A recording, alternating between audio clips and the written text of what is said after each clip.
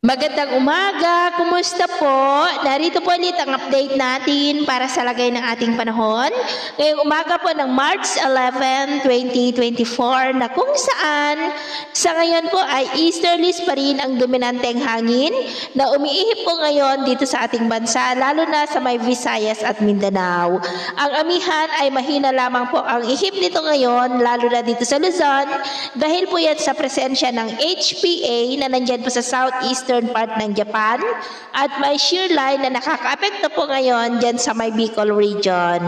At sa ating long range forecast ay wala pa ring bagyo na nakikita na tatawid dito po sa ating bansa hanggang sa susunod na 2 linggo, pero nananatili pa rin na may isang banta ng sama ng panahon dito po sa ating bansa bago po matapos ang buwan na ito, at ang development po nito ang ating babantayan kung matutuloy po iyan o hindi.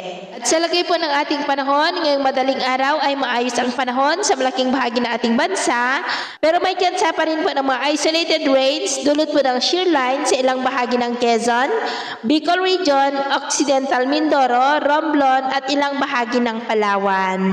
At mamaya po ay sisikat ang araw sa malaking bahagi ng ating bansa, pero dahil sa shear line ay maulap ang kalangitan with isolated rain sa ilang bahagi ng Bicol Region, Southern Quezon, ilang bahagi po ng Mimaropa, Aklan at Dinagat Island.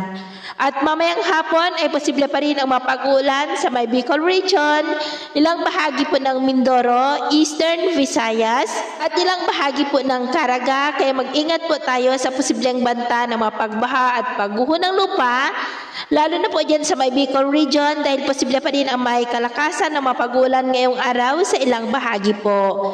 At sa atin naman pong mga baybayin, maalon po sa silangang baybay ng ating bansa na ang mga alon ay posible po na aabot hanggang sa 1.5 to 2.5 meters height. Kaya iwasan po muna natin ang papalaot dyan po sa mga may kulay pula para mas makaiwas sa mga sakunang pangkaragatan. So, yun po muna ang latest update natin sa araw na ito.